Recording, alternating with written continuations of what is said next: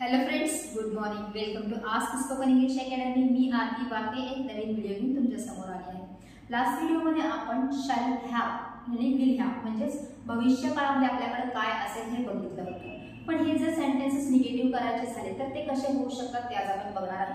Negative sentence करत असताना of course प्रत्येक हेल्पिंग वर्बच्या नंतर आपल्याला नो किंवा नॉट हा शब्द यूज करायचा आहे. So today we are going to see shall not have, will not have. च्या जवळ नसेल, भविष्य काळामध्ये आपल्याकडे काय नसेल हे जर सांगायचं असेल तर आपल्याला ह्या हेल्पिंग वर्बचा वापर करायचा आहे. शॅल नॉट हॅव किंवा विल नॉट हॅव. जेव्हा आपण एखादा सेंटेन्स करत असतो तेव्हा subject plus verb plus object complement हे सेंटेन्स असणार आहे. So now we have the helping verbs here. भविष्य काळामधल्या गोष्टी सांगण्यासाठी that what you will have in future. भविष्य काळ आहे त्यामध्ये त्याच्यामध्ये टाइम सुद्धा यूज करू शकता की कधी तुमच्याकडे ती गोष्ट असेल किंवा ती कधी गोष्ट नसेल या अर्थाने. जेव्हा आपल्याला याचे शॉर्ट फॉर्म्स करायचे असतील तेव्हा आपण शॅल नॉटचं शांट किंवा शालंट हा शब्द यूज करू शकतो आणि विल नॉटचं वोंट हा शब्द यूज करू शकतो. विलंट असा शब्द तयार होत नाही. म्हणजे शॉर्ट फॉर्म जर तुम्हाला घ्यायचं तर यू कॅन यूज. जसं की आता बघणार आहे आपण प्रोनाउनच्या समोर जर हे दोन हेल्पिंग वर्ब आले तर ते कसे होऊ शकतात. बेसिकली अशा प्रकारचे हाफ सेंटेन्सेस देण्याचं कारण काय आहे प्रत्येक वेळेस तर तुम्हाला जस्ट एक शब्द ऍड करायचा आहे आणि तो सेंटेन्स कंप्लीट होणार आहे. इव्हन आपल्याला बेस तरी करायला लागतो की अरे हे जर म्हणायचं असेल माझ्याकडे नाही, माझ्याकडे नसेल, माझ्याकडे नव्हतं हे जरी म्हणायचं झालं तरी त्याचे शब्द काय होऊ शकतात हे ऑलरेडी तुम्हाला मी शिकवत आहे. जेणेकरून तुम्ही त्यांचा वापर करून सेंटेन्सेस बिल्ड करू शकता. एक शब्द फक्त थोडं ऍड केलं की तुमचं सेंटेन्स कंप्लीट होणार आहे. बेस तुम्हाला या प्रत्येक व्हिडिओमध्ये मिळणार आहे. इन डिटेल मध्ये ग्रामर शिकल्यानंतरच मला इंग्रजी बोलता येतं असं नाही. There are many things by which we can learn English. खूप साऱ्या छोट्या छोट्या गोष्टी आहेत ज्या जरी आपल्याला माहिती व्हायला लागले तरी त्याचं आपण इम्प्लिमेंटेशन करू शकतो at the time of speaking. So आता जर आपल्याला प्रोनाउन सोबत त्यांचा वापर करायचा झाला तर कसं होतो. फर्स्ट पर्सन सिंग्युलर आणि फर्स्ट पर्सन प्लुरल हे जे दोन प्रोनाउन्स आहेत या दोन्ही समोर आपण शॅल हा हेल्पिंग वर्ब यूज करतो आणि बाकी सगळ्यांसमोर मग ते नाउन्स असतील, प्रोनाउन्स असतील, सिंग्युलर असतील, प्लुरल असतील त्यांच्या समोर आपण विल हे यूज करणार आहे. Nowadays as we are using American English day to day life so आपण आय आणि वीच्या समोर विल सुद्धा शब्द काय करत आहोत यूज करत आहोत. इथे मी कुठेही शॉर्ट फॉर्म घेतलेले नाहीये, लिहिताना मुद्दाम सेपरेटली लिहिलेला आहे. सेपरेटली का लिहिलंय तर आपण काय करतो की हेल्पिंग वर्ब आहे त्याच्यानंतर नॉट यूज करा. मग शॅल हॅव आणि विल हॅव हेल्पिंग वर्ब आहे. सो नॉट आपण काय करतो हॅवच्या नंतर यूज करू शकतो किंवा शॉर्ट फॉर्म करताना हॅवचं हॅवंट करू शकतो. तर ते काय आहे रॉंग आहे. सो मी मुद्दामून नॉट कुठे यूज करायचं हे सेपरेट मध्ये सांगितलेलं आहे आणि आता जेव्हा एक्सप्लेन करणार आहे तेव्हा शॉर्ट फॉर्म कसे होतात ते मी तुम्हाला तोंडी सांगणार आहे. So I shall not have किंवा आय विल नॉट हॅव असं जरी वापरायचं असेल तरी वापरू शकतो किंवा I shan't have, I won't have. माझ्याजवळ किंवा मला नसेल. जेव्हा आपण हॅवचे फॉर्म यूज करत असतो तेव्हा आपल्याकडं, आपल्याजवळ, आपल्याला, आपल्यावर, आपल्यामध्ये काय आहे, काय होतं किंवा काय असेल सांगण्यासाठीचा वापर करतो आणि हे भविष्यकाळ असल्यामुळे आणि निगेटिव्ह असल्यामुळे माझ्याकडे नसेल या अर्थाने आपण यूज करणार आहे. माझ्याजवळ, माझ्याकडे किंवा मला नसेल. We shall not have, we will not have. Short form घेतलं तर we shan't have, we won't have. आमच्याजवळ, आमच्याकडे किंवा आम्हाला नसेल. यू विल नॉट हॅव एक वचन असेल तर यू वोंट हॅव तुझ्याकडे किंवा तुला नसेल. अनेक वचन यूजसाठी यू विल नॉट हॅव तुमच्याकडे किंवा तुम्हाला नसेल. ही विल नॉट हॅव किंवा ही वोंट हॅव त्याच्याकडे किंवा त्याला नसेल. शी विल नॉट हॅव किंवा शी वोंट हॅव तिच्याकडे किंवा तिला नसेल. इट विल नॉट हॅव किंवा इट वोंट हॅव त्याच्याकडे किंवा त्याला नसेल.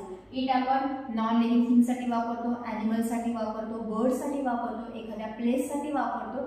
तर त्याच्यासाठी आपण वापरल्यानंतर त्याच्याकडे किंवा त्याला नाही. जसं पेनला नाही, खोलीत नाही या अर्थाने वापरताना आपण त्याचा वापर करतो.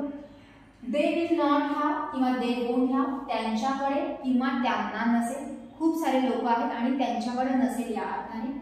धिस, दीज, दॅट, दोज हे जे चार प्रोनाउन्स आहेत ते डेमॉन्स्ट्रेटिव्ह आहेत. धिस आणि दॅट हे एक वचने आहे आणि दीज आणि दोज हे अनेक वचन आहे आणि हे फक्त सिंग्युलर यूज करू शकत नाही. त्यांच्यासोबत कंपल्सरी एक प्रॉपर नाउन लागतो जेव्हा जेव्हा आपण टू हॅवचे फॉर्म यूज करणार आहे.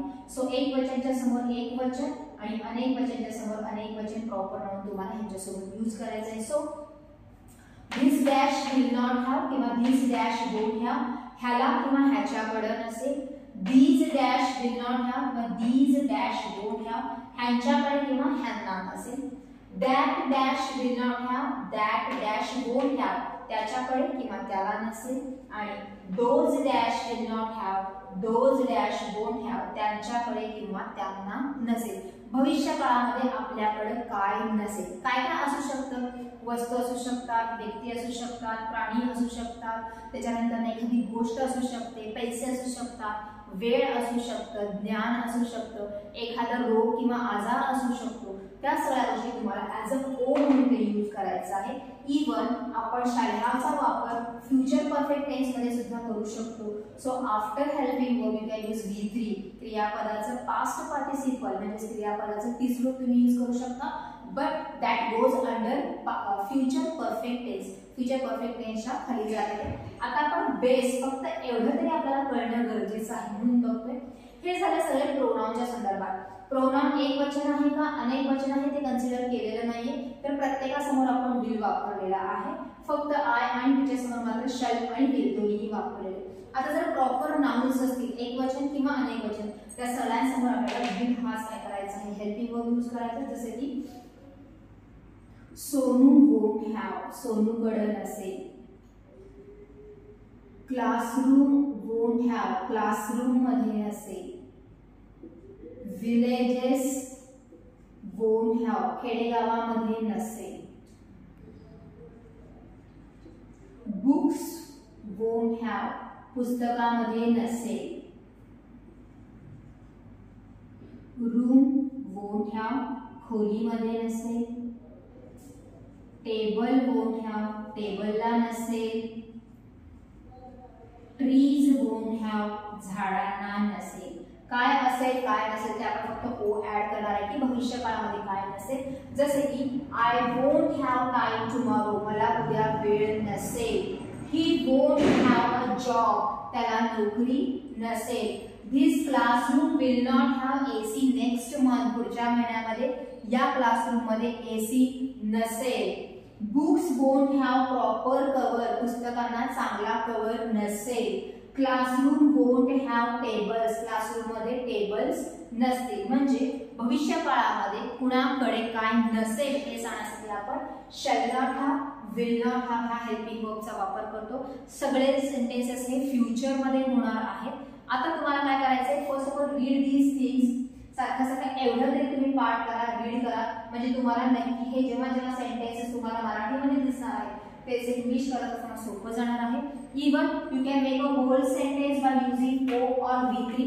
ह्याच्यानंतर तुम्ही ऑब्जेक्ट किंवा क्रियापदाचं तीस रूप यूज करून पूर्ण सेंटेन्स सुद्धा करू शकता. प्रॅक्टिसेस तुम्हाला करायचे आहे. Read again and again, use them in your day to day life in speaking करत असताना थोडंफार तरी चेंजेस आता आपल्याला करायचेच आहेत.